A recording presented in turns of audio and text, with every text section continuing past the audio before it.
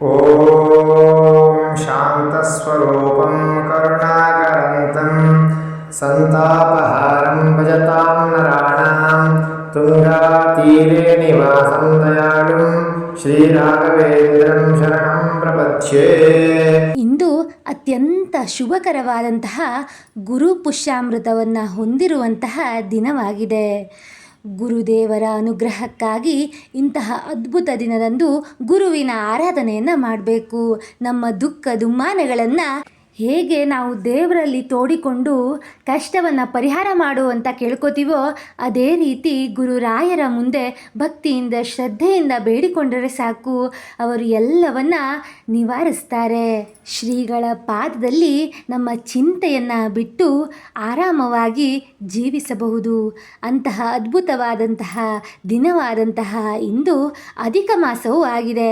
ಅಧಿಕ ಮಾಸದಲ್ಲಿ ಗುರುವಿನ ಆರಾಧನೆಯನ್ನು ಮಾಡುವುದೇ ಮಹತ್ ಪುಣ್ಯ.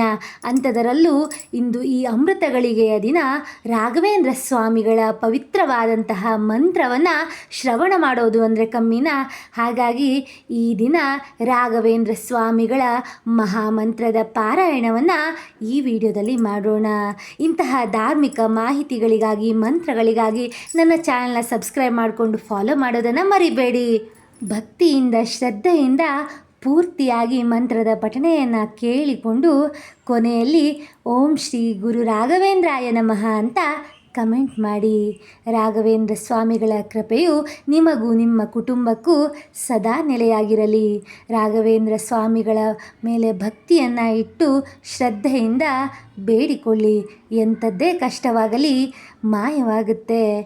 ರಾಯರ ಆಶೀರ್ವಾದ ಸದಾ ನಮ್ಮೆಲ್ಲರ ಮೇಲಿರಲಿ. ಈಗ ತಡ ಮಾಡದೆ ಮಂತ್ರದ ಪಠಣವನ್ನು ಶುರು ಮಾಡೋಣ. ಓಂ ಶಾಂತಸ್ವರೂಪಂ ಕರುಣಾಕರಂತಂ ಸಂತಾಪಹಾರಂ ಭಜತಾಂ ನರಾಣಾಂ ತುಂಗಾತೀರೆ ನಿವಾಸಂ ದಯಾಳುಂ ಶ್ರೀರಾಘವೇಂದ್ರಂ ಶರಣಂ ಪ್ರಪದ್ಯೆ. ಓಂ ಶಾಂತಸ್ವರೂಪಂ ಕರುಣಾಕರಂತಂ ಸಂತಾಪಹಾರಂ ಭಜತಾಂ ನರಾಣಾಂ ತುಂಗಾತೀರೆ ನಿವಾಸಂ ದಯಾಳುಂ ಶ್ರೀರಾಘವೇಂದ್ರಂ ಶರಣಂ ಪ್ರಪದ್ಯೆ. ಓಂ ಶಾಂತಸ್ವರೂಪಂ ಕರುಣಾಕರಂತಂ ಸಂತಾಪಹಾರಂ ಭಜತಾಂ ನರಾಣಾಂ ತುಂಗಾತೀರೆ ನಿವಾಸಂ ದಯಾಳುಂ ಶ್ರೀರಾಘವೇಂದ್ರಂ ಶರಣಂ ಪ್ರಪದ್ಯೆ. ಓಂ ಶಾಂತಸ್ವರೂಪಂ ಕರುಣಾಕರಂತಂ ಸಂತಾಪಹಾರಂ ಭಜತಾಂ ನರಾಣಾಂ ತುಂಗಾತೀರೆ ನಿವಾಸಂ ದಯಾಳುಂ ಶ್ರೀರಾಘವೇಂದ್ರಂ ಶರಣಂ ಪ್ರಪದ್ಯೆ. ಓಂ ಶಾಂತಸ್ವರೂಪಂ ಕರುಣಾಕರಂತಂ ಸಂತಾಪಹಾರಂ ಭಜತಾಂ ನರಾಣಾಂ ತುಂಗಾತೀರೆ ನಿವಾಸಂ ದಯಾಳುಂ ಶ್ರೀರಾಘವೇಂದ್ರಂ ಶರಣಂ ಪ್ರಪದ್ಯೆ. ಓಂ ಶಾಂತಸ್ವರೂಪಂ ಕರುಣಾಕರಂತಂ ಸಂತಾಪಹಾರಂ ಭಜತಾಂ ನರಾಣಾಂ ತುಂಗಾತೀರೆ ನಿವಾಸಂ ದಯಾಳುಂ ಶ್ರೀರಾಘವೇಂದ್ರಂ ಶರಣಂ ಪ್ರಪದ್ಯೆ. ಓಂ ಶಾಂತಸ್ವರೂಪಂ ಕರುಣಾಕರಂತಂ ಸಂತಾಪಹಾರಂ ಭಜತಾಂ ನರಾಣಾಂ ತುಂಗಾತೀರೆ ನಿವಾಸಂ ದಯಾಳುಂ ಶ್ರೀರಾಘವೇಂದ್ರಂ ಶರಣಂ ಪ್ರಪದ್ಯೆ. ಓಂ ಶಾಂತಸ್ವರೂಪಂ ಕರುಣಾಕರಂತಂ ಸಂತಾಪಹಾರಂ ಭಜತಾಂ ನರಾಣಾಂ ತುಂಗಾತೀರೆ ನಿವಾಸಂ ದಯಾಳುಂ ಶ್ರೀರಾಘವೇಂದ್ರಂ ಶರಣಂ ಪ್ರಪದ್ಯೆ. ಓಂ ಶಾಂತಸ್ವರೂಪಂ ಕರುಣಾಕರಂತಂ ಸಂತಾಪಹಾರಂ ಭಜತಾಂ ನರಾಣಾಂ ತುಂಗಾತೀರೆ ನಿವಾಸಂ ದಯಾಳುಂ ಶ್ರೀರಾಘವೇಂದ್ರಂ ಶರಣಂ ಪ್ರಪದ್ಯೆ. ಓಂ ಶಾಂತಸ್ವರೂಪಂ ಕರುಣಾಕರಂತಂ ಸಂತಾಪಹಾರಂ ಭಜತಾಂ ನರಾಣಾಂ ತುಂಗಾತೀರೆ ನಿವಾಸಂ ದಯಾಳುಂ ಶ್ರೀರಾಘವೇಂದ್ರಂ ಶರಣಂ ಪ್ರಪದ್ಯೆ. ಓಂ ಶಾಂತಸ್ವರೂಪಂ ಕರುಣಾಕರಂತಂ ಸಂತಾಪಹಾರಂ ಭಜತಾಂ ನರಾಣಾಂ ತುಂಗಾತೀರೆ ನಿವಾಸಂ ದಯಾಳುಂ ಶ್ರೀರಾಘವೇಂದ್ರಂ ಶರಣಂ ಪ್ರಪದ್ಯೆ. ಓಂ ಶಾಂತಸ್ವರೂಪಂ ಕರುಣಾಕರಂತಂ ಸಂತಾಪಹಾರಂ ಭಜತಾಂ ನರಾಣಾಂ ತುಂಗಾತೀರೆ ನಿವಾಸಂ ದಯಾಳುಂ ಶ್ರೀರಾಘವೇಂದ್ರಂ ಶರಣಂ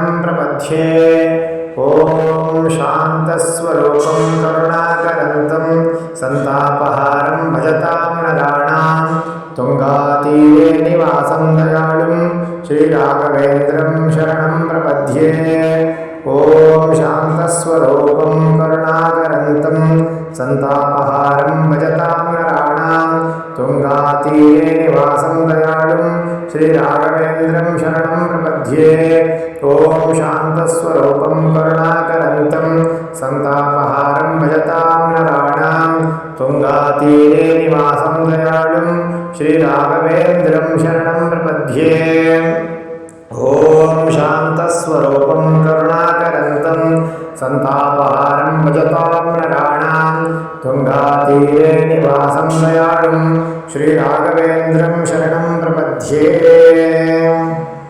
ॐ शान्तस्वरूपं करुणाकरन्तं सन्तापहारं भजतां नराणां तुङ्गातीरे निवासं दयालुं श्रीराघवेन्द्रं शरणं प्रपद्ये ॐ शान्तस्वरूपं करुणाकरन्तं सन्तापहारं भजतां नराणां तुङ्गातीरे निवासं दयालुं श्रीराघवेन्द्रं शरणं प्रपद्ये ॐ शान्तस्वरूपं करुणाकरन्तं सन्तापहारं भजतां नराणां तुङ्गातीरे निवासं दयालुं श्रीराघवेन्द्रं शरणं प्रपद्ये ॐ शान्तस्वरूपं करुणाकरन्तं सन्तापहारं भजतां नराणां तुङ्गातीरे निवासं दयालुं श्रीराघवेन्द्रं शरणं प्रपद्ये ॐ शान्तस्वरूपं करुणाकरन्तं सन्तापहारं भजतां नराणां तुङ्गातीरे निवासं दयालुं श्रीराघवेन्द्रं शरणं प्रपद्ये ॐ शान्तस्वरूपं करुणाकरन्तं सन्तापहारं भजतां नराणां तुङ्गातीरे निवासं दयालुं श्रीराघवेन्द्रं शरणं प्रपद्ये ॐ शान्तस्वरूपं करुणाकरन्तं सन्तापहारं भजतां नराणां तुङ्गातीरे निवासं दयालुं श्रीराघवेन्द्रं शरणं प्रपद्ये ॐ शान्तस्वरूपं करुणाकरन्तं सन्तापहारं भजतां नराणां तुङ्गातीरे निवासं दयालुं श्रीराघवेन्द्रं शरणं प्रपद्ये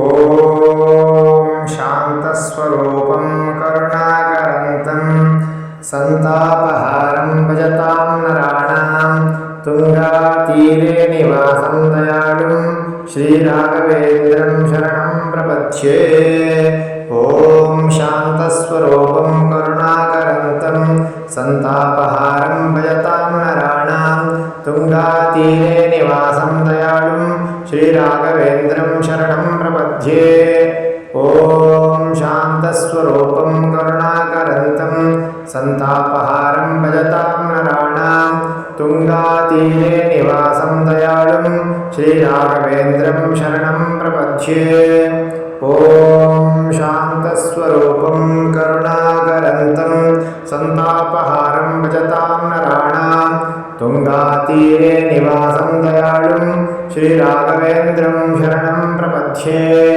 ॐ शान्तस्वरूपं करुणाकरन्तं सन्तापहारं भजतां नराणां तुङ्गातीरे निवासं दयालुं श्रीराघवेन्द्रं शरणं प्रपद्ये ॐ शान्तस्वरूपं करुणाकरन्तं सन्तापहारं भजतां नराणां तुङ्गातीरे निवासं दयालुं श्रीराघवेन्द्रं शरणं प्रपद्ये ॐ शान्तस्वरूपं करुणाकरन्तं सन्तापहारं भजतां नराणां तुङ्गातीरे निवासं दयालुं श्रीराघवेन्द्रं शरणं प्रपद्ये ॐ शान्तस्वरूपं करुणाकरन्तं सन्तापहारं भजतां नराणां तुङ्गातीरे निवासं दयालुं श्रीराघवेन्द्रं शरणं प्रपद्ये ॐ शान्तस्वरूपं करुणाकरन्तं सन्तापहारं भजतां नराणां तुङ्गातीरे निवासं दयालुं श्रीराघवेन्द्रं शरणं प्रपद्ये ॐ शान्तस्वरूपं करुणा करुणाकरन्तं सन्तापहारं भजतां नराणां तुङ्गातीरे निवासं दयालुं श्रीराघवेन्द्रं शरणं प्रपद्ये। ॐ शान्तस्वरूपं करुणाकरन्तं सन्तापहारं भजतां नराणां तुङ्गातीरे निवासं दयालुं श्रीराघवेन्द्रं शरणं प्रपद्ये। ॐ शान्तस्वरूपं करुणाकरन्तं सन्तापहारं भजतां नराणां तुङ्गातीरे निवासं दयालुं श्रीराघवेन्द्रं शरणं प्रपद्ये। ॐ शान्तस्वरूपं करुणाकरन्तं सन्तापहारं भजतां नराणां तुङ्गातीरे निवासं दयालुं श्रीराघवेन्द्रं शरणं प्रपद्ये। ॐ शान्तस्वरूपं करुणाकरन्तं सन्तापहारं भजतां नराणां तुङ्गातीरे निवासं दयालुं श्रीराघवेन्द्रं शरणं प्रपद्ये। ॐ शान्तस्वरूपं करुणाकरन्तं सन्तापहारं भजतां नराणां तुङ्गातीरे निवासं दयालुं श्रीराघवेन्द्रं शरणं प्रपद्ये। ॐ शान्तस्वरूपं करुणाकरन्तं सन्तापहारं भजतां नराणां तुङ्गातीरे निवासं दयालुं श्रीराघवेन्द्रं शरणं प्रपद्ये। ॐ शान्तस्वरूपं करुणाकरन्तं सन्तापहारं भजतां नराणां तुङ्गातीरे निवासं दयालुं श्रीराघवेन्द्रं शरणं प्रपद्ये। ॐ शान्तस्वरूपं करुणाकरन्तं सन्तापहारं भजतां नराणां तुङ्गातीरे निवासं दयालुं श्रीराघवेन्द्रं शरणं प्रपद्ये। ॐ शान्तस्वरूपं करुणाकरन्तं सन्तापहारं भजतां नराणां तुङ्गातीरे निवासं दयालुं श्रीराघवेन्द्रं शरणं प्रपद्ये। ॐ शान्तस्वरूपं करुणाकरन्तं सन्तापहारं भजतां नराणां तुङ्गातीरे निवासं दयालुं श्रीराघवेन्द्रं शरणं प्रपद्ये। ॐ शान्तस्वरूपं करुणाकरन्तं सन्तापहारं भजतां नराणां तुङ्गातीरे निवासं दयालुं श्रीराघवेन्द्रं शरणं प्रपद्ये। ॐ शान्तस्वरूपं करुणाकरन्तं सन्तापहारं भजतां नराणां तुङ्गातीरे निवासं दयालुं श्रीराघवेन्द्रं शरणं प्रपद्ये। ॐ शान्तस्वरूपं करुणाकरन्तं सन्तापहारं भजतां नराणां तुङ्गातीरे निवासं दयालुं श्रीराघवेन्द्रं शरणं प्रपद्ये। ॐ शान्तस्वरूपं करुणाकरन्तं सन्तापहारं भजतां नराणां तुङ्गातीरे निवासं दयालुं श्रीराघवेन्द्रं शरणं प्रपद्ये। ॐ शान्तस्वरूपं करुणाकरन्तं सन्तापहारं भजतां नराणां तुङ्गातीरे निवासं दयालुं श्रीराघवेन्द्रं शरणं प्रपद्ये। ॐ शान्तस्वरूपं करुणाकरन्तं सन्तापहारं भजतां नराणां तुङ्गातीरे निवासं दयालुं श्रीराघवेन्द्रं शरणं प्रपद्ये।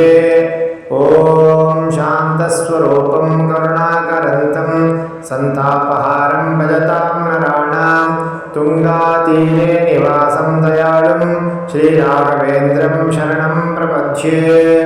ॐ शान्तस्वरूपं करुणाकरन्तं सन्तापहारं भजतां नराणां तुङ्गातीरे निवासं दयालुं श्रीराघवेन्द्रं शरणं प्रपद्ये।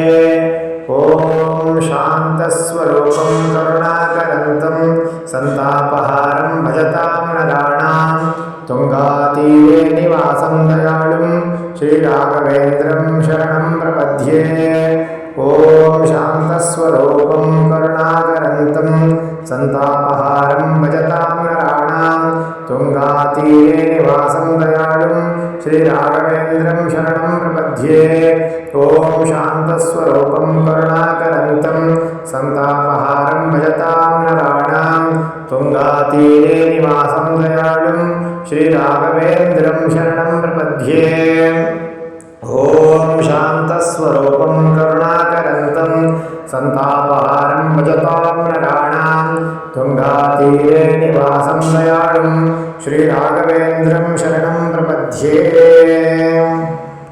ॐ शान्तस्वरूपं करुणाकरन्तं सन्तापहारं भजतां नराणां तुङ्गातीरे निवासं दयालुं श्रीराघवेन्द्रं शरणं प्रपद्ये ॐ शान्तस्वरूपं करुणाकरन्तं सन्तापहारं भजतां नराणां तुङ्गातीरे निवासं दयालुं श्रीराघवेन्द्रं शरणं प्रपद्ये ॐ शान्तस्वरूपं करुणाकरन्तं सन्तापहारं भजतां नराणां तुङ्गातीरे निवासं दयालुं श्रीराघवेन्द्रं शरणं प्रपद्ये